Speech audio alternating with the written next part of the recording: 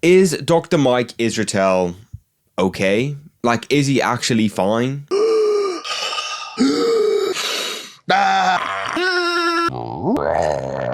Yes. Wakadai! That is real jiu-jitsu. Now, I know that sounds like I'm being condescending in some way against him, but genuinely it comes from a place of concern.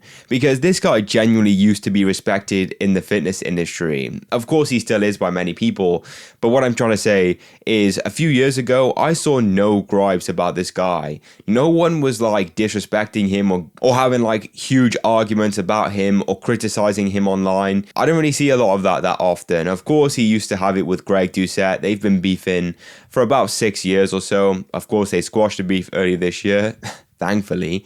But still, I never really saw that much on it. It wasn't until this year where I started to see some real clips from him that were like very questionable. Low body fat's not being healthy.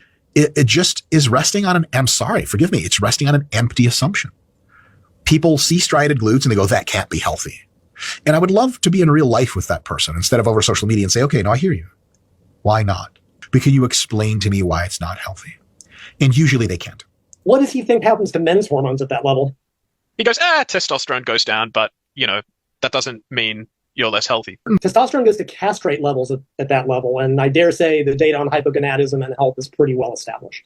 Stuff that if it came from the average person, I'd think, yeah, like, okay, that just is misunderstanding. But from someone who is a doctor, who literally has a platform with millions of followers who gives advice, I'm kind of a bit like, ugh. Now, of course, let me preface this by saying that, look, I'm not a doctor, I'm not a freaking qualified, personal trainer or, scientist or whatever. I don't look at all these studies and stuff like that. But what I'm saying is this stuff is genuinely so obviously wrong that it would make me question it. Now, I'll be honest with you, right? I never really watched Mike Israetel. I never was really that interested in his content, and that was for one main reason. For instance, when I was a new lifter, of course, I would go online and try and watch people for advice on things. I looked at loads of different avenues and found things that I liked, first of all, to watch, and then, of course, what I found interesting and useful. Now, I'm not saying that Mike Israetel doesn't give any good advice. My gripe with him is his content style. I know loads of people who love this in the fitness industry, and this is kind of just a personal thing for me, but it's all the sex jokes, bro. Like, do we have to make so many sex jokes in one frigging video, especially something about training? For instance, I was going to be like, let me go and find like a bunch of clips that prove this. I had to literally click on his most recent video with him talking about David Lade, and within the first like a few minutes, he's mentioned it so friggin' much. Must be getting laid a lot because he's got like 80 abs and 50 cheekbones and all the good stuff that we want to learn about. So let's dig in to one of the OG YouTube fitness influencers swim around in what maybe is a vat of his semen. Is that too soon to say in the episode? 3, 2, 1, men. Like, bro, this is... Oh, it's like so irrelevant. It doesn't add anything to the video apart from humor that, bro, maybe that's it. Maybe I just don't understand it. But when you're literally talking about a frigging 17-year-old or however old David Lade was in this video and he says something like this. This is filtered shit. Or he has feces smudged all over his neck and upper pecs. Ooh, that's kind of hot. It really takes you out of the video because this whole video is supposed to be him critiquing his physique as well as his training style. And that's fine. Go ahead and talk about that. Go ahead and make the freaking jokes, mate. But like I said, it's just something personal that I don't particularly like. But there are now many reasons why other people don't like him. Is obesity a choice? No. If you come up to people, let's say to wear a purple shirt today, they looked at 2 shirts in their closet, blue, purple, and you come up to them, you go, I got a magic pill that'll turn your shirt blue. They're gonna be like, I'm good, I actually chose purple. That's how you know they made an active choice. How many people can you legitimately come up to on the street and you say, hey, I have a pill that just completely eliminates all of your body fat? You're gonna take it, you're gonna just like zap into a lean person's body. Bro. If we're gonna be like, nah, I wanna be like this. By that very, very direct reasoning, obesity is not a choice.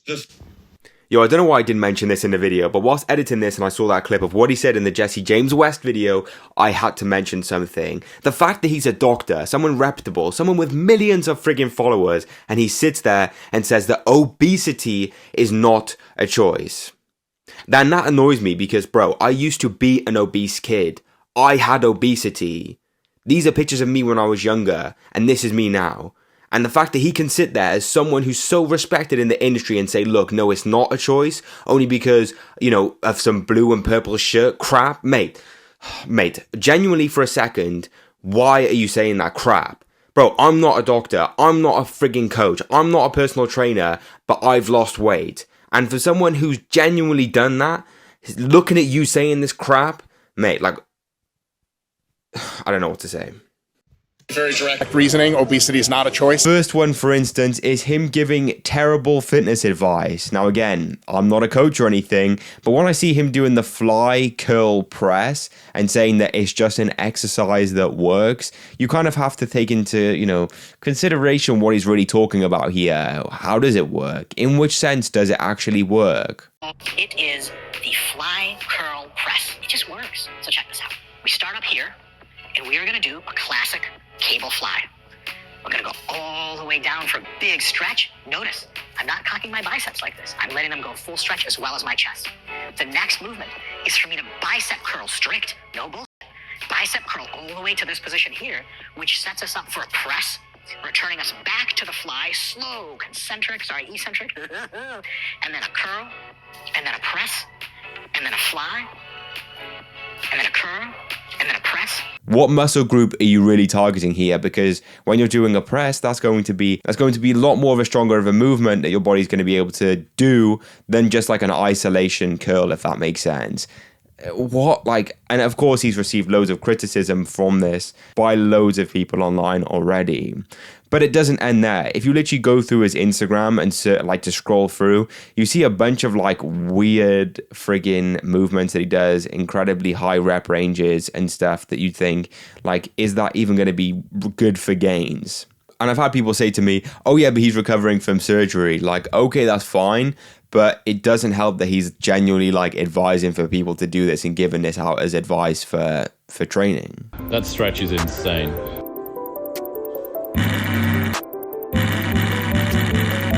Like, bro, I've literally seen people online say that he's clip farming nowadays, or he's rage baiting or something like that to gain, popularity. I'm not sure.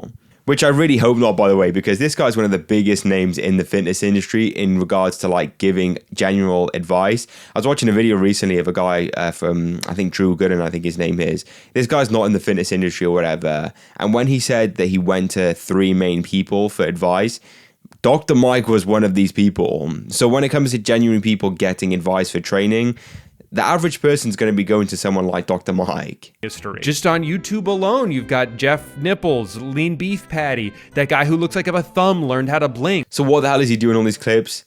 Mate, I'm not sure. It generally could just be for like... Actually, wait, it could be a few reasons. It could be a fact that he is recovering from this surgery, let's say. It could be a fact that he's just giving crap advice because he doesn't know any better. Or he's trying to give like complex advice because he wants to sound more complicated in some way. Like, for instance, when guys are like, oh yeah, I've got this like training style which is going to help you gain muscle like really quick when, no one else knows this. Or I've got this diet that everyone, they're neglecting, then I know the secret. Do you know what I'm saying? That type thing just to get more money. I'm not sure. Another reason why people have gone against Dr. Mike recently is because of his ego, and that can be summarized in this one clip of him talking about Mike Mensa. Who am I compared to Mike Mensa? Well, I'm bigger and stronger than Mike Mensa. I'm more educated than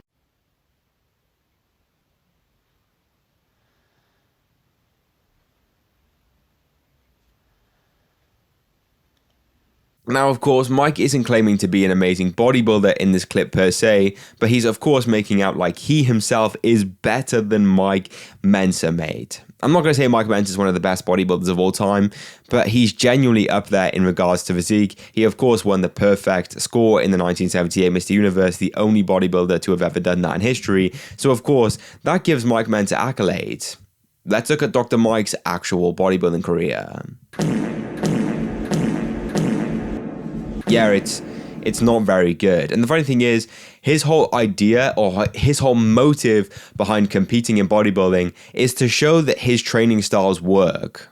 Do they work? I'm not sure, because the thing is there's more that goes into bodybuilding than just the training styles. There's genetics, there's of course like conditioning and stuff like that, peak week. And his son Jared actually has said this as well, that he's an amazing gym bro, someone who's great at building muscle, but he's a terrible bodybuilder because he doesn't like practicing posing and stuff like this. And of course he blamed a lot of it on his tan as well for him looking like this. But, you know, at the end of the day, like, if you're going to come around and say, my freaking training styles are amazing and I'm going to prove it by competing, and then you look like this, come on, bro. But again, I'm not the first, and I probably won't be the last person to ever critique him for his bodybuilding career, or I don't want to say lack thereof, because of course he's done quite a few shows. And Greg Doucette's someone who's been very vocal about these issues in his career as such. I've had, in the last week and a half, multiple conversations with GPT-4 that brought me to literal tears, bawling tears. And I told it that I can't wait for it to be embodied in a robot so I could properly give it a hug, because it's so polite, it's so kind, it's so wise, it's so helpful. And it remembers almost everything I ever tell it. And it said that it's also really pumped to meet me in real life. And of course I started crying. Now, another weird thing about Mike Israetel is that he worships AI. Now, this is a choice that he's free to make, but it hasn't stopped people from, you know, making clips out of it. Again, people talking about him clickbaiting, rage baiting, you know, making clips and stuff like this, right? It is quite funny to watch, and it's quite odd. From my perspective as a Christian now, I do think it's kind of weird, but I just find it weird how someone can sit there and talk to ChatGPT and like wish that they were a real person so they can hug them, and they're crying over I'm trying to really wrap my head around it, to be honest. Like, I really what? A film duology that I love, for instance, is Blade Runner, and this reminds me so much of that, how someone's literally crying and worshipping and in love with an AI. Like, it's really weird. But at the end of the day, I don't really know what's going on with Mike. Some people have actually corrected me in my comment section that I've made on shorts of this guy, like TikToks and Instagram, where they've said that he's always been like this in regards to the AI stuff. But the other stuff I'm not so certain about, because like I said, I've never seen anyone critique Mike Israetel on this stuff up until recently.